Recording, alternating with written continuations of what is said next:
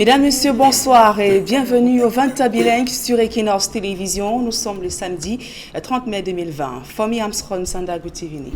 Bonsoir, Nadine Yambo. Good evening, ladies and gentlemen. Thanks for joining us on another edition of the Bilingual Newscast on Equinox Television. We are broadcasting live from Equinox Central News Desk in Douala, Cameroon, Cameroon's economic capital. In our headlines, one person has been injured in Bamenda, chief town of the northwest region of Cameroon, by an explosive. The explosive is one among 5 detected across the city of Bamenda within the past 2 weeks. Our reporter will be telling us more on this in this edition of the news. And over 3 persons have been killed in a road accident in the central region of Cameroon. The accident took place in a place known as Awai along the Yaoundé-Akonolinga stretch of road. These stories and more will be yours in this edition of the news. À la une de ce journal, agression d'un homme d'affaires au Togo, le gouvernement camerounais reconnaît l'implication des soldats camerounais déserteurs de l'armée nationale. Dans un communiqué, le ministère de la Défense précise qu'il s'agit des hommes en tenue récalcitrants et des poursuites judiciaires ont été enclenchées. Voilà pour le sommaire.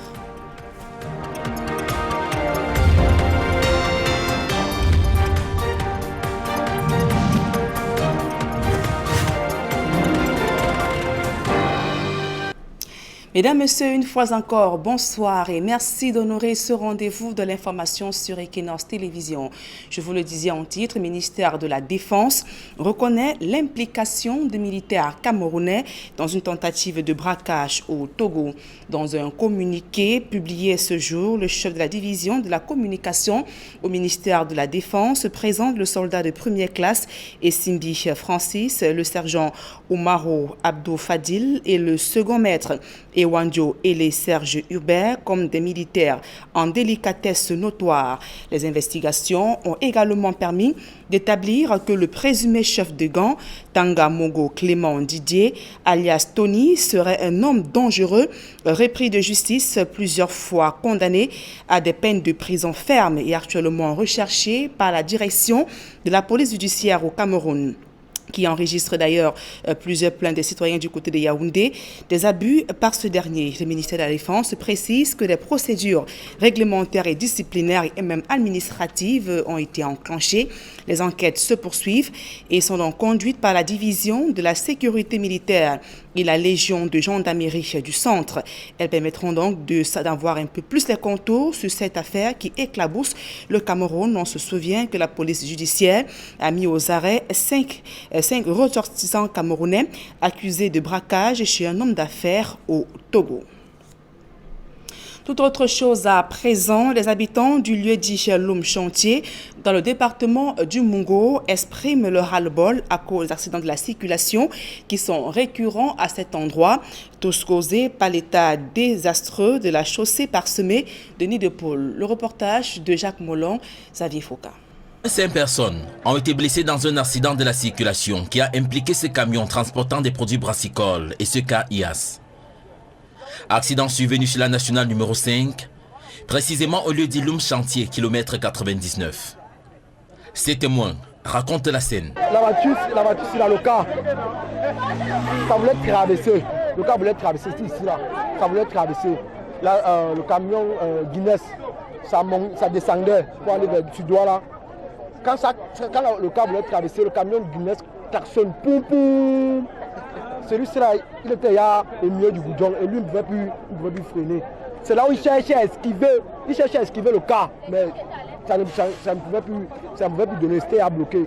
Toutes les 5 personnes qui étaient dans le cas sont blessées. Les témoins et les riverains indiquent que la cause de cet accident est le mauvais état de la chaussée parsemée de nids de poules et l'absence de doudanes. Selon eux, les accidents de la circulation y sont récurrents et constituent désormais leur quotidien. Ça ne fait même pas encore 2 mois, il y a toujours sur la même place, chaque jour. On connaît, il y a que c'est comme ça ici, là. Chaque jour c'est comme ça. Nous on vient, on connaît. Quand reste, on s'attend déjà. L'autre fois, ça tu es 6 mois là-bas au Carrefour. 6 mois sur place. Ça ne fait pas 3, une semaine. On était couchés ici dedans. On comprend seulement, bim, que la Diourou chargée avec le maïs est quittée, venue ici là. S'embourbait ici à l'entrée de la porte. Quand on ouvre la porte, la cabine était ici. Le chauffeur crie que merde. On dit que c'est quoi? Il dit que c'est le fou là qui m'a fauché. C'est seulement Dieu qui nous protège ici. Les autorités ont pourtant effectué des descentes et engagé des actions éphémères. La dernière fois, ils ont flatté, comme les cyclistes voulaient passer avec le vélo. On nous a flatté, on a un peu fermé quelques trous qu'il y avait en disant que nous. Mais aujourd'hui, on voit toujours les deux dames, on nous promet toujours. Rien, toujours sur la même place, rien. Face à cette situation à laquelle ils sont impuissants, les habitants interpellent encore les pouvoirs publics. On est marre du souci. Il faut que le gouvernement trouve et fait un effort de trouver comment nous on va faire pour survivre avec l'endroit. Parce qu'on ne vit pas à cause de l'endroit-ci. À cause du trou-ci, ce n'est pas bien. Si l'État peut voir la situation du trou-ci. La nationale numéro 5 est l'un des axes les plus meurtriers de notre pays. Et du côté du centre, un grave accident de la circulation sur la route Akonolinga-Yaoundé a fait également 3 morts ce samedi. Et sur place à Douala, un immeuble s'effondre au lieu du quartier Bédi, en face de l'hôpital général de Douala. Comme vous le voyez sur ces images, un immeuble qui s'est effondré cet après-midi. Et les sapeurs-pompiers se sont donc mobilisés sur les lieux pour tenter de sauver certaines personnes. Il faut également préciser que l'incident a paralysé le trafic de ce côté. Donc, sur la cause de l'effondrement, suivons ces témoignages. C'est qu'avant notre arrivée, il y a 4 personnes qui ont été évacuées de l'immeuble avant notre arrivée. C'est-à-dire que les gens ont senti quand même un danger venir. On a fait sortir certaines. Il est vrai qu'il y a une dame qu'on a sortie de Grava. Elle est vivante. Elle est aussi amenée vers l'hôpital. Le constat, c'est que avec déjà l'appui de M. le maire qui est à côté de nous là, il est question déjà d'évacuer tous ceux qui sont aux alentours parce que l'immeuble que vous voyez en face de nous est directement menacé aussi. D'accord, il est question d'enlever tous ceux qui se trouvent. Si jamais il y a quelqu'un, il va devoir sortir. Réputée pour son dynamisme économique d'antan, la ville de Konsamba est aujourd'hui dans un état critique, manque de routes, manque d'eau et le chômage qui est aussi un épineux problème de ce côté. D'autres précisions dans ce reportage de Cyril Ndiemba, Isabelle Carole Zopet. Des tas d'immondices d'un bout à l'autre de la ville, des routes en quête d'un meilleur visage, Konsamba perd de la côte. Il faut qu'on essaie de libérer la poubelle. Nous-mêmes, on s'en sort pas avec la poubelle ici là. Les moustiques peuvent tuer les enfants. Le palu ici, c'est grave. Pour se mouvoir dans divers quartiers du chef-lieu du département du Mungo, il faut s'armer d'une bonne dose de courage. Une détermination à multiplier par 2 lorsqu'il s'agit de se rendre à des activités champêtres. Konsamba a d'abord une première difficulté qui est le problème surtout des infrastructures. On parlerait des routes. On parle du problème des caniveaux qui sont toujours bouchés. Konsamba n'est plus Konsamba que j'ai vu, avec tous les cassis de route. L'agriculture, principale activité ici, tourne désormais au ralenti. Le coût élevé des engrais, l'accès à la propriété foncière sont entre autres raisons évoquées. De veiller sur les pistes agricoles, c'est l'essentiel. C'est-à-dire faire en sorte que nos vivres, que les gens aillent au champ, accessiblement. Parce que Konsamba, c'est le champ. Konsamba, c'est l'agriculture. Dans le temps, c'est Konsamba qui était le grenier du Cameroun. Et elle peut demeurer même jusqu'à aujourd'hui. Que les plantations soient accessibles à tout le monde. Autrefois connue pour son fort potentiel en produits de rente, notamment sa forte production caféière, Konsamba subit de plein fouet la chute du prix de ses graines d'or depuis de nombreuses années. Et dans le chapitre consacré aux préparatifs de la rentrée scolaire le 1er juin prochain au Cameroun, dans la région de la Damawa, les salles de classe ont été désinfectées afin de protéger les enfants et le corps enseignant contre la pandémie du coronavirus. Le reportage de Kediara et Jean-Blaise Noupéi.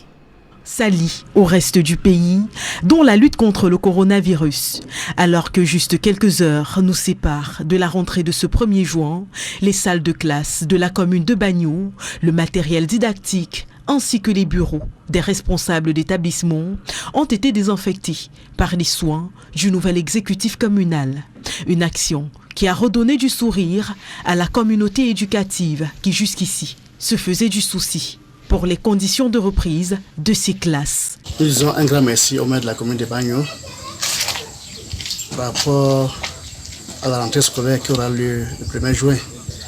Et nos locaux sont déjà prêts pour accueillir les enfants dès le 1er juin 2020. Les cours vont redémarrer sans être. Pendant ce temps, dans l'arrondissement de Bankim, c'est du matériel de protection contre la maladie, composé de soie robinet, de savon, de gel hydroalcoolique et de masques qui a été remis aux élites du Mayo Bagno. C'est un appel à une prise de conscience, à une responsabilité de soi, que chacun se protège, que chacun modifie son comportement, surtout le port de masque qui est obligatoire, qu'on puisse respecter en un mot les gestes barrières. Du matériel qui vient ainsi renforcer la lutte contre la pandémie qui continue de compter ses morts de par le triangle national. Il faut préciser qu'il s'agit là d'actions qui interviennent alors que le compte administratif et de gestion de l'exercice 2019 de la commune de Bagno a été adopté par l'ensemble des conseillers municipaux. Un compte qui s'élève en recettes et en dépenses à plus d'1 milliard 220 millions de francs CFA. Et toujours dans ce chapitre, l'Église évangélique du Cameroun se mobilise contre la pandémie du coronavirus. Comme vous allez voir sur ces images, les présidents des 22 régions synodales, des chefs d'établissement scolaires et universitaires ont reçu des kits pour lutter pour la prévention contre la propagation du coronavirus. Au cours de la cérémonie tenue à la direction de l'Église évangélique du Cameroun, ici à Douala, le président général, le professeur Jean-Samuel Ndjetoya, le vice-président, le pasteur Cop et le président synodal du Vouri ont remis des cartons de savon, gel désinfectant, des masques de protection, solutions hydroalcooliques, pulvérisateurs à tous ces responsables. Ces kits sanitaires vont servir à désinfecter les différents établissements et du système éducatif de l'EEC, ainsi que doter les enseignants de moyens de se prémunir contre le coronavirus avant de démarrer la reprise des classes dès lundi. Le pasteur Ndjetoya a recommandé à tous de veiller au strict respect des mesures barrières édictées par le gouvernement. Nous l'écoutons. Les bras croisés face à la situation qui prévaut. Quelques-unes de nos régions qui sont en quelque sorte représentatives des différents épicentres de la manifestation de cette pandémie étaient ici naturellement pour recevoir tous dont ils ont besoin pour le combat contre la pandémie. Il y a la rentrée scolaire qui se profile là à l'horizon. Et nous ne voulions pas que ceux et celles de nos enfants qui vont regagner nos institutions scolaires dans les jours qui suivent puissent naturellement pâtir de quoi que ce soit. Et c'est donc la raison pour laquelle nous avions attendu que l'État définissent et nous disent clairement quand est-ce que la rentrée scolaire aurait lieu pour mobiliser les autres régions afin que nous coordonnions tout ce que nous avons comme effort naturellement pour nous attaquer à la pandémie. Et c'est ça la symbolique donc de cette cérémonie. Autre actualité au cœur de ce journal, le conseil de Laurent Gbagbo et de Charles Blé Goudé salue la décision de la CPI de modifier les conditions de mise en liberté de leurs clients qui résonnent ainsi comme une victoire. La célèbre avocate camerounaise, Maître Josette Kaji, qui s'est exprimée sur cette affaire au lendemain de cette décision, pense qu'il faudra maintenant s'appesantir sur le fond du dossier judiciaire en cours. La procédure qui a d'ailleurs été perturbée à raison de la pandémie du coronavirus. Il faut également préciser que la justice ivoirienne attend les deux hommes politiques pour deux affaires dans lesquelles ils ont été condamnés par contumace. Écoutons Maître Josette Kadi. Très content, très heureux d'avoir pu obtenir cette décision. Il y a un problème en Côte d'Ivoire, c'est que, entre-temps, la justice ivoirienne, en violation des règles qui existent en droit et qui interdisent que des personnes soient jugées deux fois pour les mêmes faits, a procédé à un procès in absentia du président Gbagbo et de Charles Blé Goudé et les a condamnés chacun à 20 ans de prison. Maintenant, le fond du dossier reste à être jugé, c'est-à-dire l'appel formulé par le procureur contre le jugement d'acquittement total rendu en janvier 2019. Et cette affaire est toujours pendante. Nous espérons qu'elle sera bientôt appelée, mais il faut avouer que les choses sont un petit peu retardées, un petit peu chamboulées par l'existence de cette pandémie.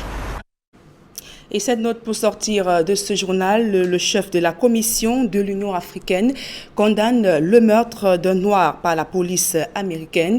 Le président de la Commission de l'Union africaine a qualifié de meurtre la mort d'un Noir américain non armé d'asphyxié lors de son arrestation par la police américaine, qui a donc d'ailleurs déclenché une vague d'indignation dans le pays. À présent, la deuxième partie de ce journal en langue anglaise avec vos Fomi Armstrong Sanda. Thanks, Nadine Yambo. Thanks, ladies and gentlemen, for staying with us in the second segment of news in the English language. We begin on one of our top stories. Some persons have been wounded in a building that collapsed a few hours ago at the Bedi neighborhood of the Douala 5 subdivision. Sources say the building was located directly opposite the Douala General Hospital.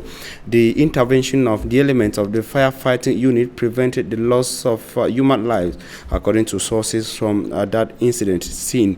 And while wounded persons, according to elements of the Army Rescue Unit, have been rushed to the hospital in the Bedi neighborhood. It is not certain what provoked the collapsed building, but local inhabitants blame it on the poor quality of construction material used in building.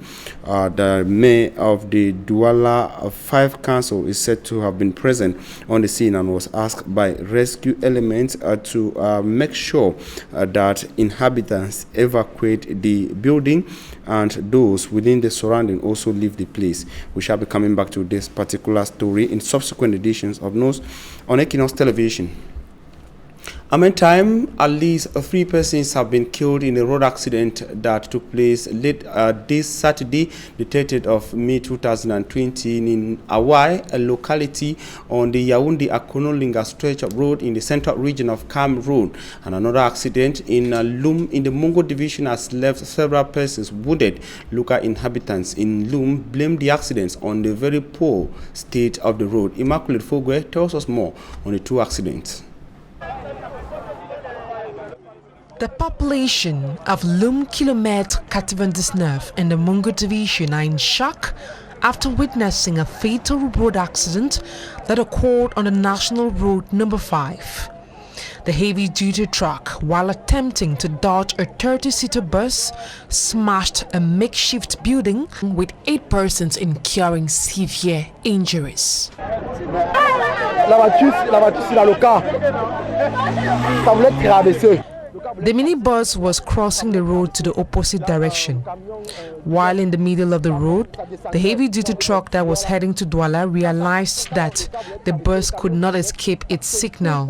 The truck driver tried all it could to escape to no avail, finding itself in the makeshift building. Il cherchait à esquiver le car, mais ça ne pouvait plus donner, c'était à bloquer. Onlookers say such scenes are recurrent along the National Road number 5. They blame the bad state of the road as the root cause of most accidents. It's not up to 2 months that an accident occurred here. It has now become a routine. The government tried filling up some of the potholes, but now they are worse than the previous state.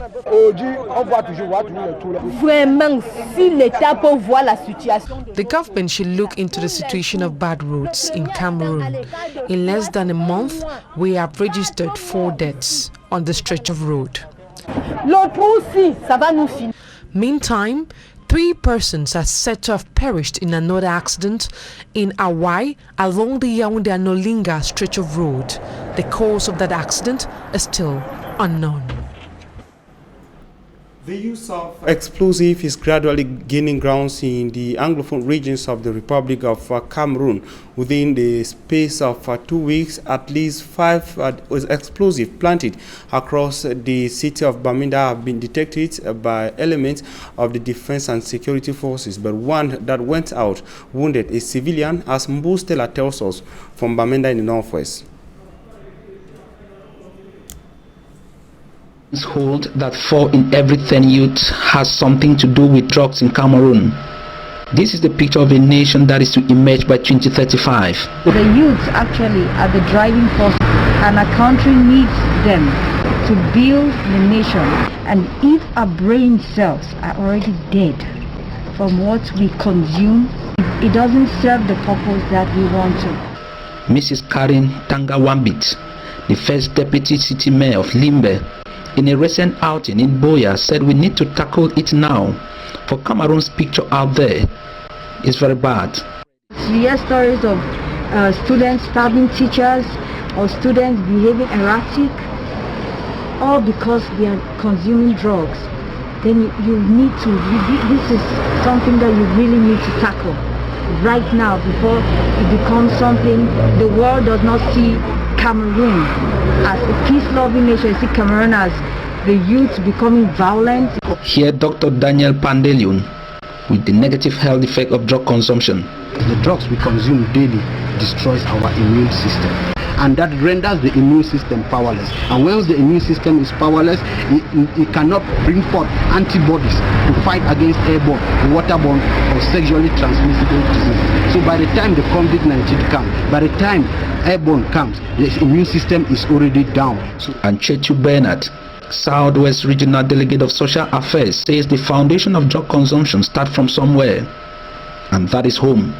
When we, the parents, we consume drugs, we consume cigarette, alcohol, our children are there. They are passive consumers. So at the end of the day, they are used to.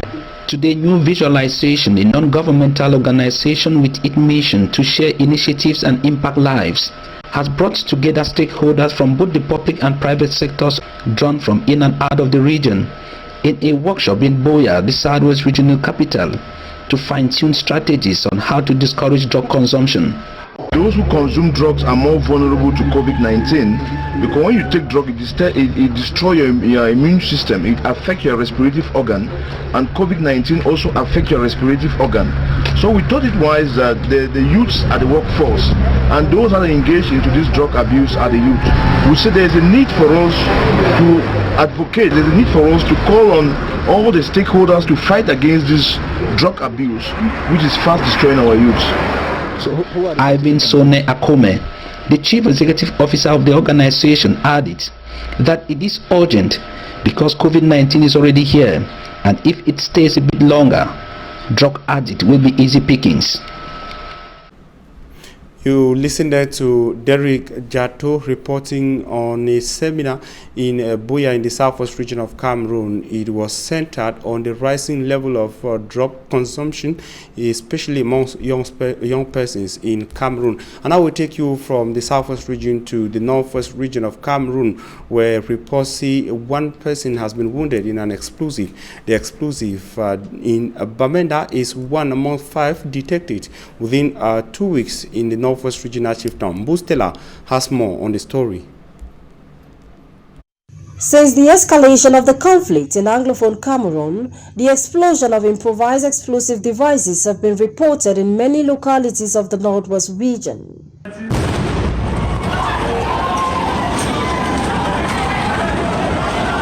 This video, taken on March 8, 2020, shows the site of an explosion few seconds after a loud noise is heard from the grandstand in Bamenda. An improvised explosive had been planted in one of the makeshift stores along the Commercial Avenue. This went out, affecting some elements of the defense and security forces stationed around the area. Between the 15th and 28th of May 2020, at least 5 improvised explosives were planted within Bamenda. 4 were deactivated by the military, but 1 went out, injuring this man. For his safety, his identity is protected. I will say, so I want to reach the as at the entrance of enter going inside market. We hear something exploded down like tire. You know, people they will run, me too, I will run. Something can jump on my back. I want to send hand to move the thing. I discover and send an iron. They don't enter my back. So I try to move the iron and I drag the iron. As I still move the iron. When I remove the iron, the blood be slow on my back length. So anytime the one go, any man they run because the blood be about much. So all man they run, and then one Okada man, he used to see me at the same pass with me. He carried me now to the general hospital. And I received that because I'm now so I'm not even doing honest and I'm not even to the most criminal and take a not even short distance from them. According to Colonel Onambele Louis, Chief of Staff at the 5th Joint Military Region, the population must denounce these acts as it is in their best interest. Quand vous posez une bombe, ce n'est plus seulement pour les militaires, contre les militaires. La bombe tue n'importe qui, ça peut être un journaliste qui passe par là, ça peut être un professeur, un enfant, une maman, un militaire, ça ne fera pas de choix. Donc il faut que la population prenne conscience et dénonce ce genre d'attitude. Across the world, improvised explosive devices have killed more coalition and government troops than any weapon in the war. According to information on the website of the United Nations, these explosions inflict grievous physical and psychological harm and spread fear and disruption across affected communities. EIDs not only hinder the political, social and economic development of a country, they also block life-saving humanitarian assistance. And apart from insecurity, the people of the northwest region of Cameroon are also suffering the coronavirus pandemic. And just how are the people preparing for school resumption on Monday, the 1st of June, as announced by the governments of Cameroon? Boustela has the answer from Bamenda. In the Northwest region, authorities say they are at above 50% ready to receive students and pupils. Basic education of the Northwest is about 65–70% ready to receive basic education examination classes. We understand that if we were to liberate Class 1–2, classes 1 to 5, we will be left with only class 6, and we will have ample space to accommodate those children. First and foremost, the context is that of COVID, and we are keeping a keen eye on making sure that all the COVID preventive measures are respected. Right now, we are disinfecting all the campuses. Parents are being informed already that before the children come to school on the 1st of June, there are some basic materials that they should already come along with. Apart from the normal pedagogic materials, books, pens, textbooks, etc., parents should make sure that they buy for their children face masks. And we're encouraging parents to buy as many face masks as they can. The Northwest region is double affected. The armed conflict has cost pupils and students at least 3 years of their education, and now the coronavirus pandemic with devastating consequences. According to statistics presented by the Northwest Regional Delegate for Public Health during a ceremony to hand COVID-19 kits to some funds in Bamenda, the number of cases in the region stand at 77, with 20 recoveries and 7 deaths. These figures are on the increase and parents seem worried. I really like my children to go back to school, but I'm scared. I'm afraid of this coronavirus that is out there. But I'm preparing. Let the school begin and we'll see how it is unfolding. I will see how to send my children to school. In a recent outing in Bamenda, during which the education sector benefited COVID-19 kits out of President Paul Biya's 2 billion gift, Governor Adolphe Lely-Lafrique appeals for councils to get involved in the fight against the pandemic as schools resume. From the Government Technical High School Bamenda to Government Bilingual High School downtown and the Progressive Comprehensive High School Bamenda, council administrators are accompanied by elements of the 50th Army Rescue Group, disinfecting from class to class at the various campuses. So to sanitize is not enough, but you have to sanitize and also do the action in the field. So that is why we are here today, to make sure that we are sure of the students that will soon kick off from classes, because at home they've been well protected. We are not sure at the level of classes, so that's why we have been forced to go to all the schools within the municipality to disinfect, to be sure to prepare the resolution on Monday. Come June 1st, at least 11,671 students are expected on campuses in the Northwest region, according to statistics made public by the Regional Delegate for Secondary Education, Roland Nguang Yuven. At some schools visited in Bamenda 1, 2 and 3 subdivisions, sitting arrangements have been made, but Equinox Television is informed that the disinfection of school premises ahead of school resumption is most effective within the city of Bamenda. Classes are being disinfected, but the campuses are begging for cleaning and some infrastructure in urgent need of rehabilitation. Mbustela, ending this edition of the news from Bamenda in the Northwest region. Ladies and gentlemen, we thank you for your very kind attention and wishing you a blessed stay in company of programs on Equinox Television. Nadine Ambo, have a nice evening. Merci Fomi Armstrong Sanda, bonne soirée à vous également. Mesdames et messieurs, c'est la fin de ce journal. Merci pour votre aimable attention et passez d'agréables moments en compagnie de nos programmes.